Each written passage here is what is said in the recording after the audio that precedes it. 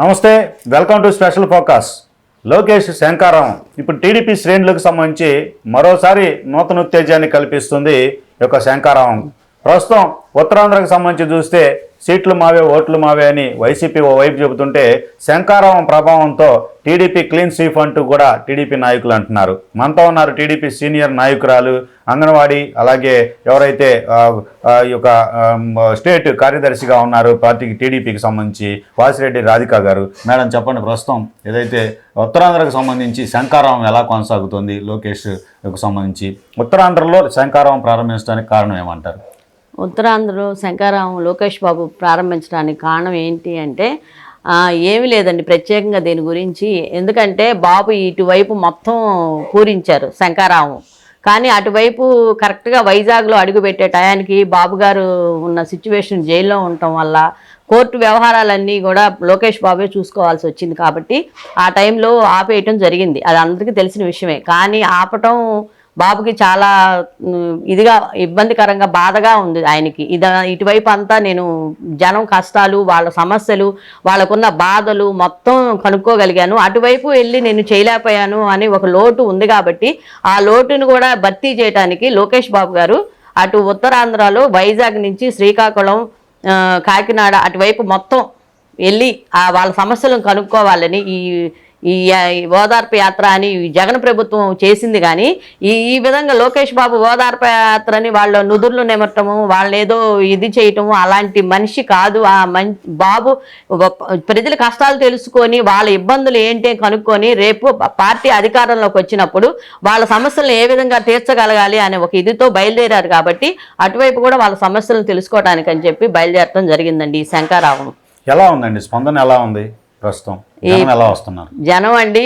అసలు ఒకప్పుడు ఎన్టీ రామారావు గారు బయటకు వస్తే చూడాలని ప్రతి వాళ్ళు వచ్చి, ఆ రోజుల్లో రాజకీయంలో రామారావు గారు వచ్చినప్పుడు ఒక సినీ జీవితంలో ఆయనని మించిన ఆయన లేరు అండి. అందరికీ తెలిసిన విషయమే, రామారావు గారిని మించిన వాళ్ళు లేరు. అలాంటి వ్యక్తి ప్రజల కష్టాలని ఇది చూసి ఆయన రాజకీయంలోకి వచ్చి 2 రూపాయల బియ్యం అని ఎన్నో పథకాలు పెట్టి ప్రజల సమస్యలని పోరాడి ఆయన మంచి ఉన్నతమైన ఇదిలోకి ఉన్న రామారావు గారి మనవడు ఈ లోకేష్ బాబును కూడా అదే ఉద్దేశంతో చూడాలని అర్ధరాత్రులు కూడా బాబు ఇటు లోకేష్ బాబు యువగళంలో వచ్చినప్పుడు ప్రతి చిన్నపిల్లల దగ్గర నుంచి పెద్దవాళ్ళ దగ్గర నుంచి ముసలి వాళ్ళ దగ్గర నుంచి కూడా కాపలా కాసి అర్ధరాత్రుల వరకు కూడా వాళ్ళు వెయిట్ చేసి బాబును చూసిన టైంలో మేము వెళ్ళి చూసామండి విజయవాడలో. అట్లానే ఈ ఓదార్పు యాత్ర అనేది చూడటానికి జనం ఎలా వచ్చారు అనేది ఎవరు చెప్పగల. టీవీలో చూస్తే ప్రత్యేకంగా చెప్పాల్సింది ఏముంది, లక్షల కొద్దీ జనం వస్తున్నారు. అంతేగాని బిర్యానీ ప్యాకెట్లు ఇచ్చి వాళ్ళకు మందు సీసాలు ఇచ్చి కూర్చోబెట్టి జనాలను తీసుకురావటం కాదండి. అది ప్రత్యేకంగా వీళ్ళు అన్నీ ఒక మీటింగ్ కేటాయించారంటే సారా ప్యాకెట్లు, బిర్యానీ ప్యాకెట్లు ఇలాంటివన్నీ తెచ్చి జనాల్ని ఆటోల్లో, వ్యానుల్లో, ట్రాక్టర్లలో, బస్సుల్లో ఎక్కించుకొస్తున్నారు. కానీ లోకేష్ బాబు పాదయాత్రలో మాత్రం అలా జరగట్లేదండి. యువగాళంలో కానీ ఇప్పుడు ఈ శంకారావంలో కానీ జనం కోకొల్లలుగా మా కష్టాలను తీర్చడానికి బాబు బయటకు వచ్చాడు అనే ఒక ఉద్దేశంతో ఎక్కడెక్కడ జనం వస్తున్నారండి. దానికి మనం ప్రత్యేకంగా ఏంటి ఈ జనం ఏంటి అని మనం చెప్పుకోవాల్సిన అయితే ఇది లేదండి. మేడం, ఇప్పుడు మహిళల్లో కావచ్చు, అలాగే యువతుల్లో కావచ్చు, ఎక్కువగా కూడా లోకేష్ గతంలో యువగళం పాదయాత్ర పెట్టినప్పుడు కూడా ఒక నిర్ణీత సమయం కేటాయించి మహిళల సమస్యలు చెప్పుకోవటానికి, లేదంటే యువతులు వాళ్ళ యొక్క ఎడ్యుకేషన్ పరంగా కావచ్చు, అలాగే ఉపాధికి ఉద్యోగాలకు సంబంధించి కావచ్చు చెప్పుకోవటానికి అవకాశం ఇచ్చిన పరిస్థితులు పెద్ద ఎత్తున స్పందన వచ్చింది. అలాగే శంకారావంకు సంబంధించి చూస్తే పార్టీ నాయకులతో పాటు మహిళలు, యువతులు, యువకులు మొత్తం ఎట్లా అట్రాక్ట్ అవుతున్నారు, వాళ్ళకి ఏం అవసరాలు ఉన్నాయంటారు ప్రభుత్వం మారే పరిస్థితులు ఉంటే కనుక? ఏమండి, ఇప్పుడు అవసరాలంటే ఇప్పుడు ఏవి కరెక్ట్గా ఉన్నాయండి, ఏది కరెక్ట్గా లేదు. యువతలు ఇప్పుడు పిల్లలు ఉద్యోగాలు ఎక్కడున్నాయండి? చదువు కంప్లీట్ అయినా కూడా వాళ్ళకి ఉద్యోగాలు లేక, ఉపాధి లేక, తల్లిదండ్రులు ఎంతో కష్టపడి వాళ్ళని చదివిస్తుంటే తల్లిదండ్రులను పోషించడానికి కూడా పిల్లలకి ఇబ్బందికరమైన పరిస్థితులు ఏర్పడ్డాయి. వాళ్ళకి ఉద్యోగాలు రావాలంటే కంపెనీలు రావాలి. కంపెనీలు ఉండి మనం ఆదాయం ఉంటేనే కదా మనం పిల్లలకి మంచి ఉద్యోగాలు వచ్చేది. ఆ ఉద్యోగాల సమస్య అనేది విపరీతంగా ఉంది. కాబట్టి ఇప్పుడు కొత్తగా ఓట్లు వచ్చే పిల్లలు చాలామంది ఉన్నారండి. ఆ పిల్లలు ఏమంటున్నారంటే మేము ఫస్ట్ మా ఓటు బాబు గారికే ఉపయోగించుకుంటాం, లోకేష్ బాబు గారికి నమ్మి మేము బాబు గారికి ఓటేస్తే మా భవిష్యత్తు బాగుంటుంది అనే ఒక నమ్మకం ఉందండి పిల్లల్లో. మహిళల్లో అంటారా, మహిళలకి ప్రత్యేకంగా చెప్పేదే ఉంది. ఈ పథకాలు నవరత్నాలు అని నవమోసాలు చేశారు, ఈ పథకాలు ఒక్కటి కూడా సరిగ్గా రావట్లేదు. వాళ్ళ పిల్లల ఫీజుల విషయం ఏంటి, వాళ్ళకి ఇంట్లో కరెంటు బిల్లులు ఏంటి, గ్యాస్ బిల్లులు ఏంటి, ఇట్లాంటివన్నీ విపరీతంగా పెరిగిపోయినాయి. ఇల్లు గడవటమే కష్టంగా ఉంది మహిళలకి.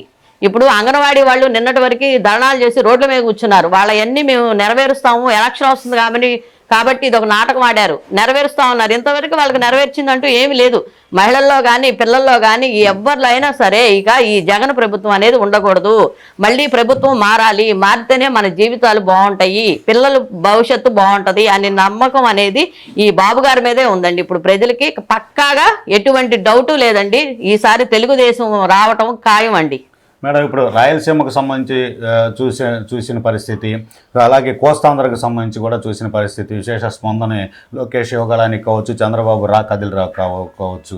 ఉత్తరాంధ్రకు సంబంధించి చూస్తే గతంలో ఏదైతే ఎమ్మెల్సీ ఎలక్షన్స్కి సంబంధించి, గ్రాడ్యుయేట్ ఎమ్మెల్సీకి సంబంధించి టీడీపీ భారీ మెజారిటీతో గెలుపొందిన పరిస్థితి, లోకేష్ యొక్క ప్రభావంతో రాబోయేటటువంటి ఈ శంకారావం పర్యటన ప్రభావంతో రాబోయే 2024 ఎన్నికల్లో ఉత్తరాంధ్రలో ఉన్నటువంటి జిల్లాల్లో ఎలాంటి ప్రభావం ఉండబోతుంది, ఎన్ని సీట్లు గెలవబోతున్నారు, అసలు వైసీపీకి ఎన్ని వస్తాయి అనుకుంటున్నారు, మీకు ఎన్ని వస్తాయి అనుకుంటున్నారు, మొత్తం మీకే వస్తాయి అనుకుంటున్నారు? మొత్తం మాకే వస్తాయని అయితే మేము చెప్పమండి. ఏదైనా ఒకటి అటు ఇటు అవుతుంది. కానీ ఎటువంటి పరిస్థితుల్లో బాబు గారు జైల్లో పెట్టినప్పుడే తెలిసిపోయింది ప్రజలకి ఎవరు మోసం చేస్తున్నారు, ఎవరు డెవలప్మెంట్ చేశారు.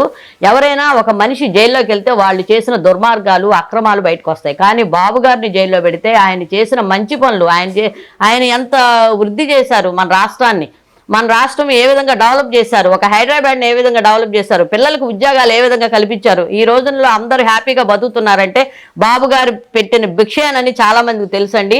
అందుకని ఓట్లు అనేది ఈసారి ఎటువంటి పరిస్థితుల్లో వైసీపీకి వెళ్ళవు, మన తెలుగుదేశానికే వస్తాయి, దానిలో డౌట్ లేదు. అటువైపైనా ఇటువైపైనా ఎటువైపైనా వాళ్ళకి ఏదో 1%, 2-3% ఏదన్నా ఇదిగా వస్తుంది, కానీ అంతకు మించి అయితే రావండి. వాళ్ళు మాకు 175కి 175 అనుకుంటున్నారు, ఆ కళల్లో బతుకుతున్నారు. ఆ కళలు నిజమో అబద్ధమో అని చెప్పేసి తెలిసే రోజు దగ్గరలో ఉంది, ఒక 2 నెలల్లో. అంటే వైజాగే రాజధాని, ఎగ్జిక్యూటివ్ క్యాపిటల్, అక్కడి నుంచే పరిపాలన కొనసాగిస్తానని జగన్మోహన్ రెడ్డి చెప్పినప్పటికీ కూడా వైజాగ్కు సంబంధించి ఏదైతే ఉత్తరాంధ్ర జిల్లాలకు సంబంధించి ఎమ్మెల్సీ అనేటటువంటి టీడీపీ కైవసం చేసుకుంది.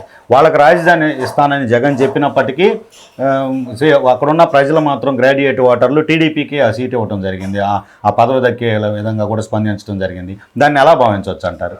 ఏమండి, అసలు ఎటువంటి పరిస్థితుల్లో నమ్మరండి. ఎందుకంటే ఎవరికైనా ఒక ఆలోచన శక్తి అనేది ఉంటుంది. ఒకసారి మోసపోతారు, 2 సార్లు మోసపోతారు. కానీ ఇక్కడ ఉన్న రైతులు, రాజధాని రైతులు 4.5 సంవత్సరాల నుంచి వాళ్ళ భూములు ఇచ్చి, వాళ్ళ సొంత ఆస్తులు ఇస్తే వాళ్ళని ఏదో ఒక ఖైదీల్ని, గోండాల్ని చూసినట్టు వాళ్ళని ఒక పరదాలలాగా అడ్డం పెట్టి వాళ్ళకి కనపడకుండా కూడా వాళ్ళ అసెంబ్లీకి వెళ్ళి వాళ్ళ పనులు వాళ్ళు చేసుకుంటా వస్తా వాళ్ళు ఇచ్చిన భూముల్లోనే కట్టారు. మరి అసెంబ్లీని శ్మశానాలు అన్నారు అన్నవాళ్ళు అక్కడ కూర్చొని మాట్లాడిన రోజులు ఉన్నాయి, పరిస్థితులు ఉన్నాయి. కానీ ఆ రైతులు అంత ఇబ్బంది పెడితే కళ్ళతో చూసిన వైజాగ్ జనం ఎలా నమ్ముతారండి? ఇప్పుడు ఇక్కడి నుంచి తీసుకెళ్ళిన చెత్త అక్కడ వేస్తామంటే ఇక్కడైనా చెత్తే, అక్కడైనా చెత్త అని లోకేష్ బాబు ఇప్పుడో చెప్పారు. అట్లానే ఇక్కడ చేయనోడు అక్కడ ఏం చేస్తాడు అనుకుంటారు వాళ్ళు. ఇక్కడే సరిగ్గా చేయటం చేతగా లేదు, అక్కడ ఏం చేస్తాడని వైజాగ్ ప్రజలు నమ్ముతారండి. ఎక్కడో దాకేందుకు విజయమ్మ కూడా ఒకసారి వైజాగ్లో ఓడిపోయింది కదా. ఇంకా వైజాగ్ను మాయ చేయాలంటే వైజాగ్ ప్రజలు, ఇక్కడ ప్రజలైనా అక్కడ ప్రజలైనా అందరూ ప్రజలే కదా. ఎవరికి వచ్చినా కష్టం కష్టమే కదా, సుఖాలు ఒకటి కాదేమో కానీ కష్టాలు అందరికీ ఒకటే కదా. ఎలా నమ్ముతారు? అందుకని ఈసారి ఎటువంటి పరిస్థితుల్లో వీళ్ళు ఎన్ని మోసాలు చేసినా నమ్మటానికైతే ప్రజలు సిద్ధంగా లేరండి. వీళ్ళు మందు బాటిల్స్, సారా బాటిల్స్ పంచి ఓట్లు విషయంలో ఏదైనా ఇబ్బందికరమైన పరిస్థితులు ఏర్పాటు చేస్తారేమో, రౌడీ రాజకీయాలు చేసి.